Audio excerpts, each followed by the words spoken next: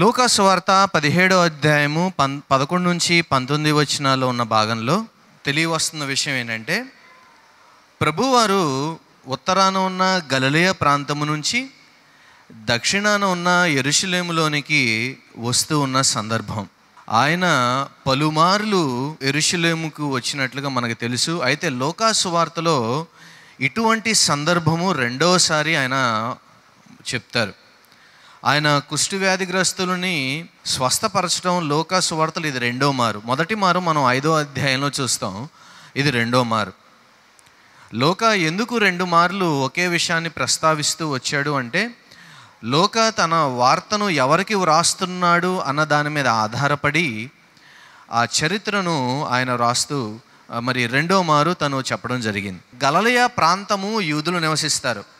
మధ్యలో ఉన్న సమరయలో యూదేతరులు అన్యులుగా పిలువబడేవాళ్ళు, ఆ తర్వాత సంకర జాతి వారు, అంటే వారు యూదులు భాషలో చెప్తూ ఉన్నాను, అంటే కొంతమంది యూదులు కొంతమంది అన్యులకు పుట్టిన పిల్లలు అన్నమాట. వాళ్ళు నివసించే ప్రాంతము సమరయ. కింద యెరూషలేములోనేమో యోధా ప్రాంతంలో యూదులు జీవిస్తూ ఉంటారు. గలిలయ ప్రాంతం నుంచి యోదయ ప్రాంతంలోనికి రావాలి అంటే దగ్గరగా కిందకి నడిచి రావడానికి బదులు వాళ్ళు చుట్టూ తిరిగి నడుస్తారు. ఆశ్చర్యకరమైన విషయం ఏంటంటే, ఒక మారు ప్రభువారు ప్రత్యేకించి సమరయకి దగ్గరికి వెళతారు. మనం యోహాను సువార్తలో చూస్తాం, సమరయ స్త్రీ గురించిన ఉదంతము అక్కడే జరుగుతూ ఉంది. ఈయన అన్యులతో మాట్లాడడానికి, యూదేతరులతో మాట్లాడడానికి ఎక్కువ సముఖత చూపించినట్లుగాను, వారిని స్వస్థపరచడానికి సముఖత చూపించినట్లుగా మనం గ్రహించవచ్చు. ఇకపోతే ఈ వాక్య భాగంలో ఏంటంటే, ఆయన ఒక రోజున బయలుదేరి యెరూషలేమునకు ప్రయాణమై పోతూ ఉన్నాడు. ఎక్కడి నుంచి వెళుతూ ఉన్నాడంటే, గలిలయ ప్రాంతము నుంచి సమరయ మీదుగా వెళుతూ ఉన్నాడు.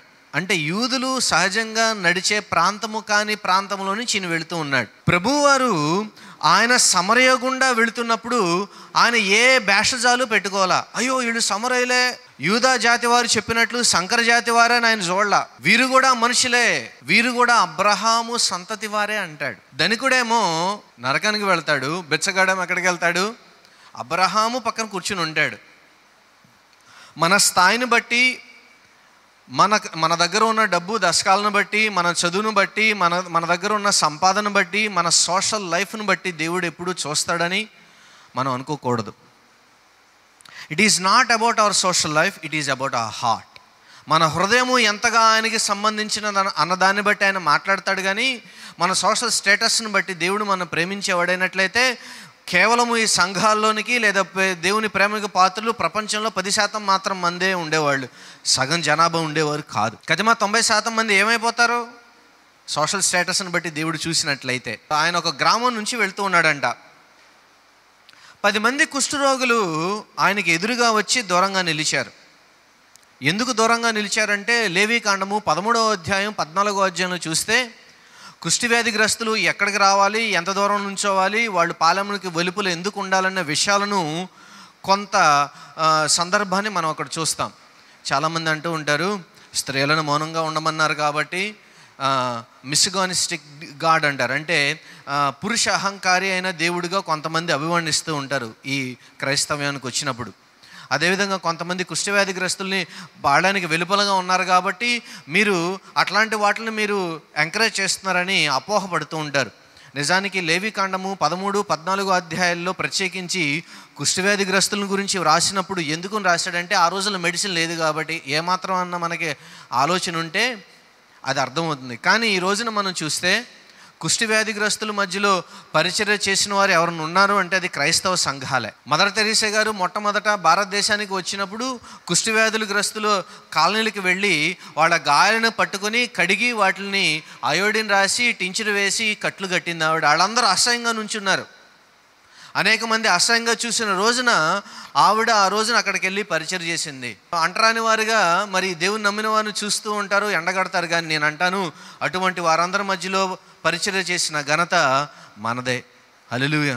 ఈ దేవుని ప్రేమను బట్టి అనేక మంది దగ్గరికి వెళ్ళి కుష్టి వ్యాధిగ్రస్తుల HIV ఎయిడ్సా లేకపోతే ఇంకోటి అనేది చూడకుండా వాళ్ళ దగ్గరికి వెళ్ళి పరిచర్య చేసిన ఈ క్రైస్తవ సంఘాన్ని బట్టి నేను ఎంతగానో దేవుడిని స్తుతిస్తూ ఉన్నాను. ఎందుకంటే దేవుడే మనం రక్షించిన ప్రభువే మనకి మాదిరి.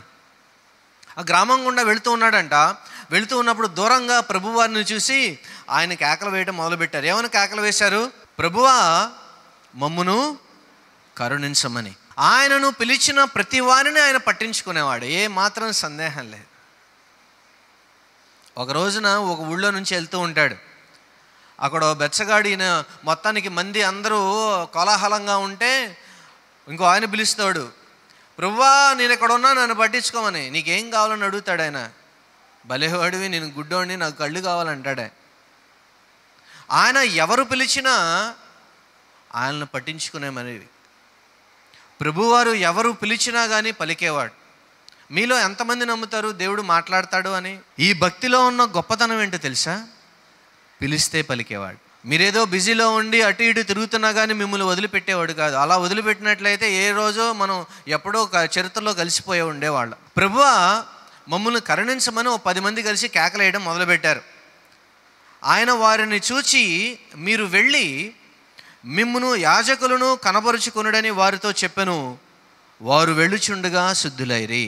విచిత్రం ఏంటంటే, మరి లేవికాండము 13 అధ్యాయము 49వ వచనం, ఆ పొడ ఆ బట్ట ఎందేమి, తోలు ఎందేమి, పేక ఎందేమి, తోలుతో చేయబడిన వస్తువునందేమి పచ్చదాళ్లుగానే కానీ ఎర్రదాళ్లుగానే కానీ కనబడిన ఎడల అది కుష్టు పొడ, యాజకునికి దాన్ని కనపరుచుకొనవలెను.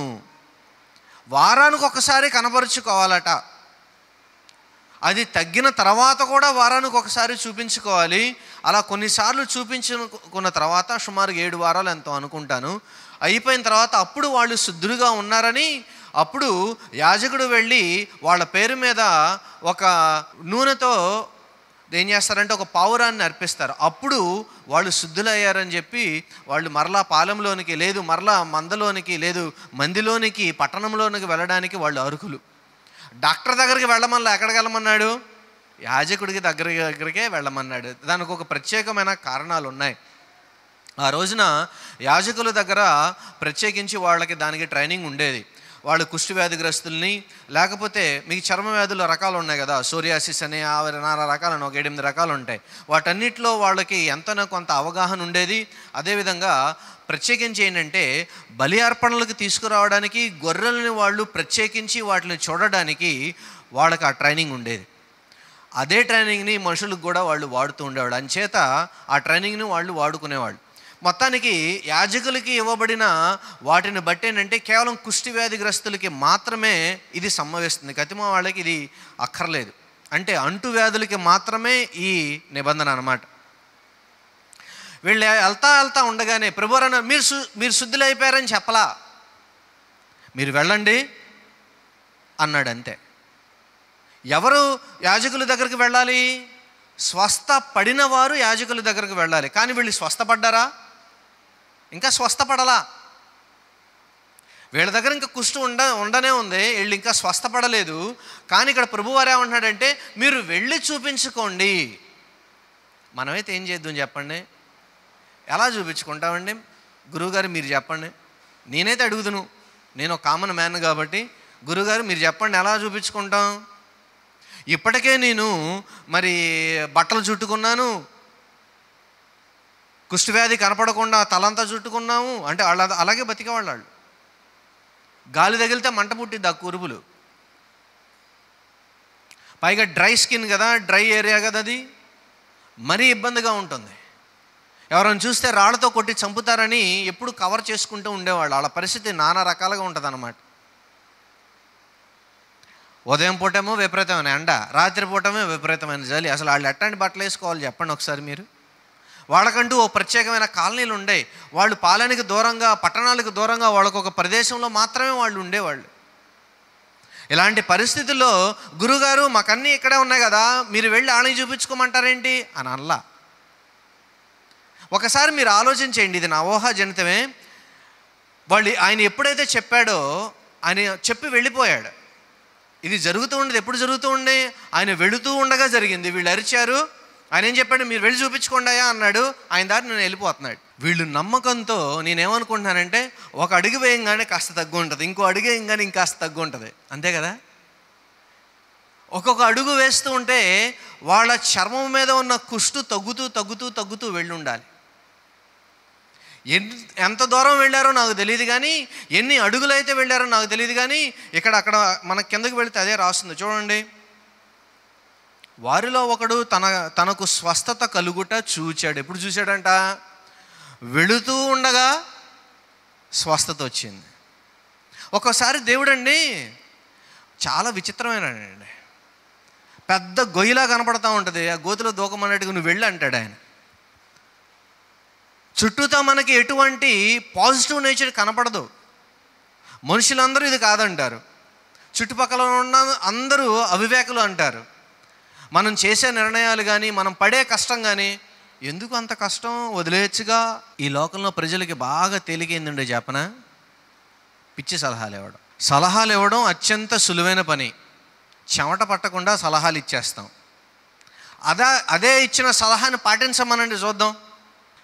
మీ సలహా, మీ నమ్మకము ఎప్పుడు స్ట్రెంత్ అవుతుందంటే, మీరు నమ్మడం వేరు, దాన్ని పాటించడం వేరు. మీరు చెప్పడం వేరు, దాన్ని పాటించడం వేరు. పాటించడం అనేది రుచి చూడటం లాంటిది. మీ నమ్మకాన్ని మీరు ప్రాక్టీస్ చేస్తే దేవుడు స్వస్థపరిచేవాడు, అద్భుతాలు చేసేవాడు, మరి ఆయన పట్టించుకునేవాడు, విరిగిన నరిగిన హృదయాలని ఆయన మరి బాగు చేసేవాడు. అన్నీ వాస్తవమే. ప్రభువారి గురించి అన్నీ వాస్తవమే. What ever you say, what ever you think, it is right. Those right things will become strong when you practice it. It is not just the belief. కేవలం నమ్మకం మాత్రమే మీరు ఉండినట్లయితే, మీ నమ్మకాన్ని మీరు ప్రాక్టీస్లో పెట్టకపోయినట్లయితే, ఆ నమ్మకం విలువ సున్నా. దయ్యాలు కూడా దేవుడు ఉన్నాడని నమ్ముతున్నాయండి. ఒకరోజు ప్రభువారు ఒక ప్రాంతానికి వెళ్తాడు. ఆ వ్యక్తికి దయ్యాలు గుంపులుగా పట్టినాయి. వెళ్ళవయ్యా, నేను స్వస్థపరిచాను, ఆ సేన అనే దయాలు పట్టినాడితో వెళ్ళిపోమని ఆయన ఆజ్ఞాపిస్తే, అవేమంటాయి? పర్మిషన్ అడిగితే. ఏమని పర్మిషన్ అడిగితే? ప్రభువా ప్లీజ్ నువ్వు మమ్మల్ని వెళ్ళగొట్టద్దు. అక్కడ పందులు మందుంది చూసావా, దాంట్లోకి వెళ్ళమంటావా మమ్మల్ని? ఎవరు అడుగుతున్నారు పర్మిషను? విశ్వాసులు కాదు, నమ్మిన వాళ్ళు కాదు, వెంబడించే వాళ్ళు కాదు. ఎవరు అడుగుతున్నారు? దయ్యాలు కూడా దేవుడు ఉన్నాయని, దయ్యాలు కూడా ఆయన ప్రభువని, దయ్యాలు కూడా ఆయన శక్తిని నమ్ముతున్నాయి. కానీ దయ్యాలకి మనకి తేడా ఏంటో తెలుసా? మనం విశ్వసించి పాటిస్తాం, వాటికి తెలుసు అంతవరకు. Just an information for them. For us it is different. మనకు అది ఇన్ఫర్మేషన్ కాదు. పౌలు అంటాడు కదా, ఇది మనల్ని మార్చే శక్తి విశ్వాసంలో ఉంది. ఒక అడుగు వేశారు, కొద్దిగా తగ్గినాయి. ఇంకో అడుగు వేశారు, ఇంకాస్త తగ్గింది, ఇంకాస్త తగ్గింది. తగ్గిన తర్వాత చూసుకున్నారు, అబ్బా మాకు పూర్తిగా తగ్గిపోయింది, దేవుడికి స్తోత్రం అనుకున్నారు. వాడిలో ఒకడు మాత్రం ప్రభువారు ఏం చెప్పాడు ఆయన? చెప్పండి. వెళ్ళి యాజకులకి కనపరుచుకోండి. మళ్ళీ వీళ్ళు చేస్తుంది తప్ప ఉప్ప మంచిదే కదా. మరి ప్రభువారికి ఎందుకు అంత అప్సెట్ అయ్యాడు ఆయన? మొత్తానికి ఒకడు తిరిగి వచ్చాడు. 10 మందిలో తిరిగి వచ్చింది ఎవరో? ఒక్కడు మాత్రమే. ఎలా తిరిగి వచ్చాడంట? వారిలో 15 వచనంలో మనం చూస్తాం. వారిలో ఒకడు తనకు స్వస్థత కలుగుట చూసి గొప్ప శబ్దంతో దేవుని మహిమపరుచును, తిరిగి వచ్చి ఆయనకు కృతజ్ఞతాస్తుతులు చెల్లించుచు ఆయన పాదముల యొద్ద సాగిలపడెను. వాడు సమరయుడు. ఎందుకు రాశాడో తెలుసా? ఈ 10 మంది కలిసి స్నేహం చేశారు. ఈ 10 మంది ఎవరో? యూదులు. ఈ 10 మందిలో 9 మంది యూదులు, ఒకడు మాత్రం సమరయుడు. విచిత్రం చూడండి. అదే వీళ్ళు ఆరోగ్యంగా ఉంటే ఎవరు యూదుడు ఎవరు సమరయుడు అని కొట్టుకునేవాళ్ళు. నువ్వు అంటానోడు మాకు దూరంగా ఉండు అనేవాళ్ళు. అదే ఇప్పుడు యూదులు 9 మంది, సమరయుడు ఒకడైనా కానీ అందరికీ కుష్ఠవ్యాధి, అందరూ అంటారని వాళ్ళే. అంతే కదా. ఇప్పుడు అందరూ ఎక్కడికి వెళ్ళారు? The misery has become a unity for them. విచిత్రం. ఒక్కోసారి కష్టాలు పడే వాళ్ళందరూ కలుసుకొని కబుర్లు చెప్పుకుంటూ ఉంటారు. నాకు ఈ కష్టం ఉందంటే నాకు ఈ కష్టం ఉంది. ఎప్పుడైనా చూసారా? ప్రత్యేకించి సోదరీలు మంచి మీటింగ్ పెడతారు అప్పుడప్పుడు. మా ఇంటి నాకు ఈ కష్టం ఉందంటే నాకు ఈ కష్టం, నాకు ఈ అనారోగ్యం ఉందంటే నాకు కూడా ఈ అనారోగ్యం ఉందని ఈ కబుర్లను చెప్పుకుంటూ ఉంటారు. మంచిదే, మిజరీ అన్నమాట. వాళ్ళకి లేనిది, వాళ్ళ అనారోగ్యము, వాళ్ళ కుష్టి వ్యాధి, వాళ్ళ కష్టం ఏం చేసింది? కులాన్ని చూడలా, ప్రాంతాలను చూడలా, మతాలని చూడలా. ఇక్కడ మాత్రం ఒకళ్ళుగానే ఉన్నారు. కానీ ఎప్పుడైతే స్వస్థత వచ్చిందో మళ్ళీ 2 గుంపులయ్యారు. మనిషి ఎదిగేటప్పుడండి, అన్నీ బాగున్నప్పుడు మనిషి ప్రవర్తించే తీరు ఉంది చూసారా, కుష్టి వ్యాధి కంటే అసహ్యంగా ఉంటుంది. ఇదే మనిషికి అన్నీ బాగుంటే ఒకలాగాను, స్నేహితుల దగ్గర ఒకలాగాను, లేదు విశ్వాసుల దగ్గర ఒకలాగాను, కుటుంబాల మధ్య, అదేవిధంగా వాళ్ళ బంధుమిత్రాదుల మధ్య ఒక రకంగా ఉంటాడు. అదే హాస్పిటల్కి వెళ్ళినప్పుడు చూడండి. హాస్పిటల్ దగ్గర మీరు ఎప్పుడైనా బాగా వెయిట్ చేశారా? వెయిట్ చేసినప్పుడు ఆ కుర్చీ ఎప్పుడు ఖాళీ అయ్యిద్దని చూస్తాం కదా. కుర్చీ ఖాళీ అయిన తర్వాత ఎవరు కూర్చున్నారు, ఎంతసేపు కూర్చున్నారు, వాళ్ళకి ఏం అనారోగ్యాలు ఉన్నాయి, వాళ్ళు ఎందుకు వచ్చారు, ఏ ప్రాంతం నుంచి వచ్చారు, ఏ గ్రామం పట్టించుకున్నారు? ఎప్పుడన్నా అడిగారా? ఎందుకని? ఎందుకు అడగం? ఎందుకంటే అవసరం. కూర్చోవాలి, నీరసంగా ఉంది, అవసరం. అంటే మనకున్న కష్టములో మనం ప్రవర్తించే తీరు, మన అవసరాన్ని బట్టి మనం ప్రవర్తించే తీరు వేరు, మనకన్నీ బాగున్నప్పుడు ప్రవర్తించే తీరు వేరు. మనిషి మారిపోయే తత్వం కలిగినవాడు. గంటకు ఒక గుణం, అరగంటకు ఒక నిర్ణయం మారాలి. 9 మందిలో 9 మంది ఏం చేశారంటే, ప్రధాన యాజకుడి దగ్గరికి వెళ్ళాలి, చూపించుకోవాలి, సర్టిఫికేట్ తీసుకోవాలి, అక్కడ మరి ఆయన ఉన్న పౌరాన్ని లేకపోతే ఇవన్నీ అర్పించాలంటాడు కదా, ఆ ప్రొసీజర్ అంతా కంప్లీట్ చేయాలి, వెళ్ళాలి. ఎందుకంటే మరలా వెళ్ళి తమ ఫ్యామిలీస్ని కలుసుకోవాలి, పట్టణంలోనికి తిరిగి వెళ్ళాలి, వాళ్ళకి ఆత్రంగా ఉంది.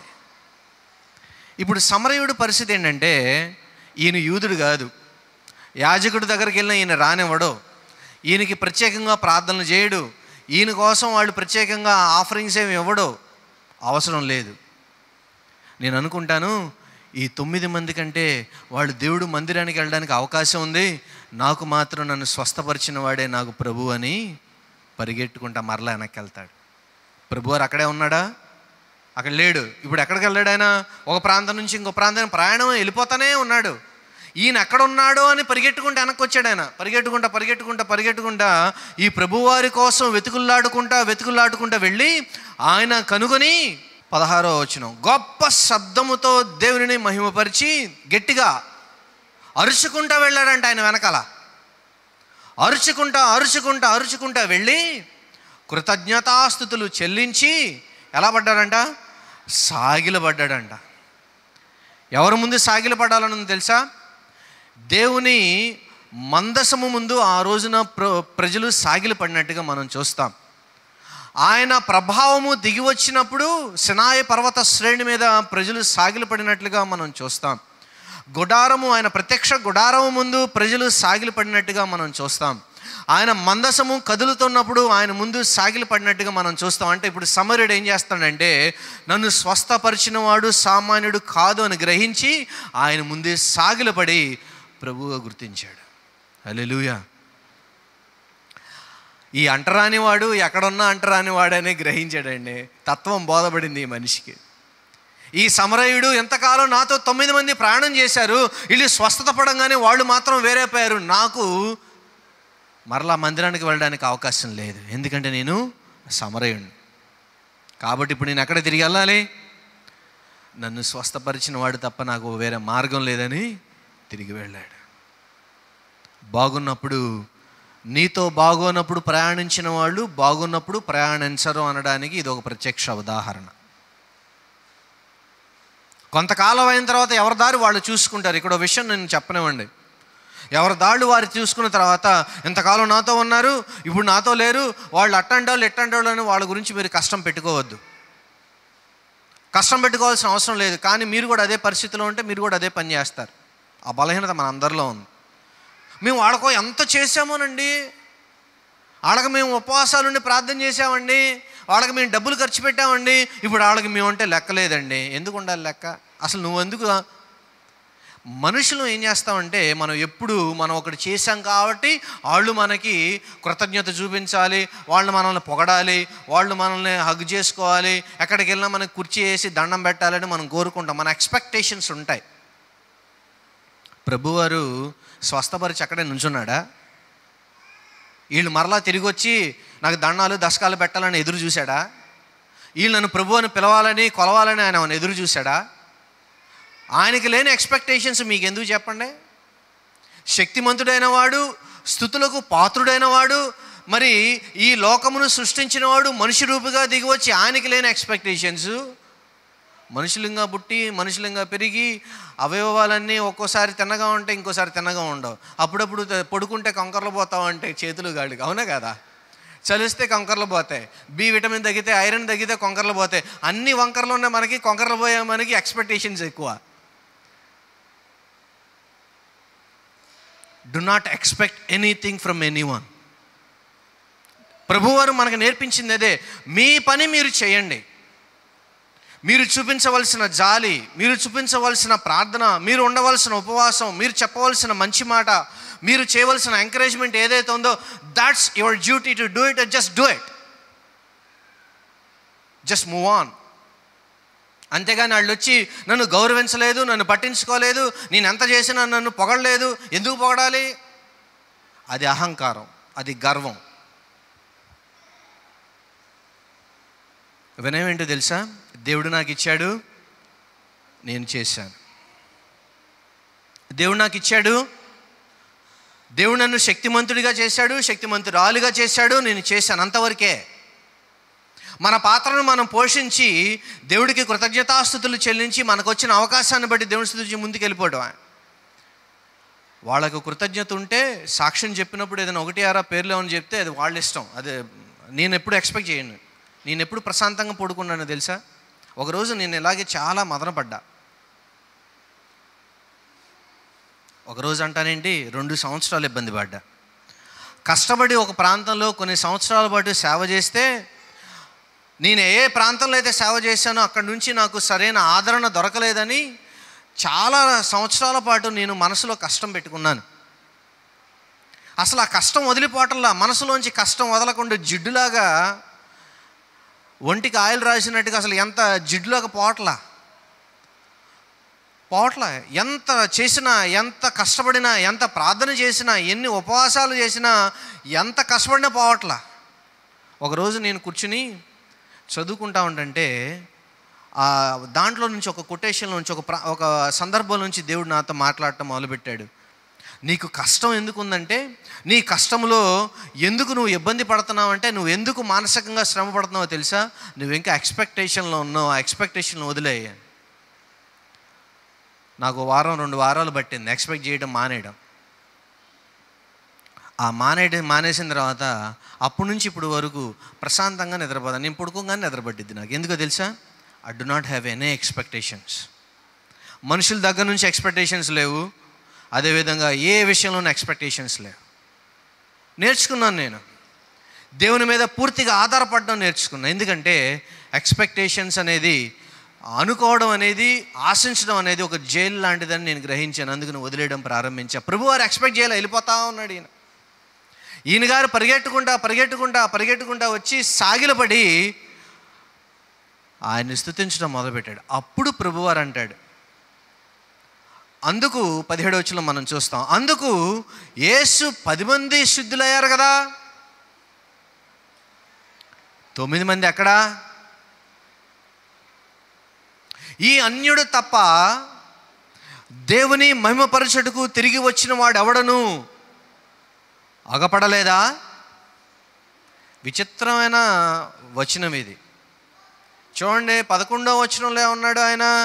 పైన 11 కాదు 14లోనా 14వ వచనంలో ఉన్నాడు, మీరు వెళ్ళి యాజకులకు మాత్రమే కనపరుచుకోండి అని చెప్పాడు. కానీ దేవుణ్ణి ఎక్కడ స్తుతించాలన్నాడు? అక్కడ స్తుతించమని చెప్పాడా? చెప్పలా. అందుకని అంటాడు, యాజకుని దగ్గరకు వెళ్ళి కనపరుచుకొని మరలా తిరిగి రావాలి కదా, వాళ్ళు నాకు థ్యాంక్స్ చెప్పాలి కదా. వాళ్ళు ఎక్కడా? ఆయనకు తెలుసు వాళ్ళు ఎక్కడో. ఈ అన్యుడు తప్ప దేవుని మహిమపరిచిన వాళ్ళు ఎవరు? 10 మంది విశ్వాసులుంటే, 10 మంది స్వస్థపడిన వాళ్ళు ఉంటే, ఒక్కడ మాత్రమే ప్రాక్టీస్లో పెట్టాడా? ఓన్లీ 10%. మీలో ఎంతమంది ఉన్నారు? ఈ ఒక్కడిలో నుంచి నేను 4 ప్రధానమైన విషయాలు చెప్తా. మొట్టమొదటిది, మనందరికీ కష్టాలు ఉంటాయి, శ్రమలు ఉంటాయి. దేవుడు చక్కగా దాన్ని స్వస్థపరుచుతాడు. అయిన తర్వాత ఏం చేయాలంటే, you have to turn back.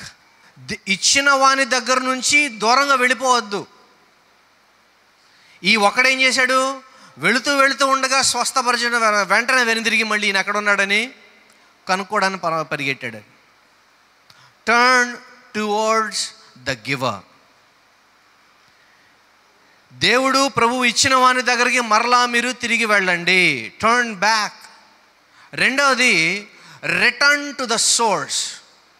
శక్తిమంతుడు ఎక్కడో, ఆశీర్వాదం ఎక్కడో, స్వస్థత ఎక్కడో, ఎవరి దగ్గర అయితే మీకు బాగుంటుందో అక్కడికి తిరిగి రండి.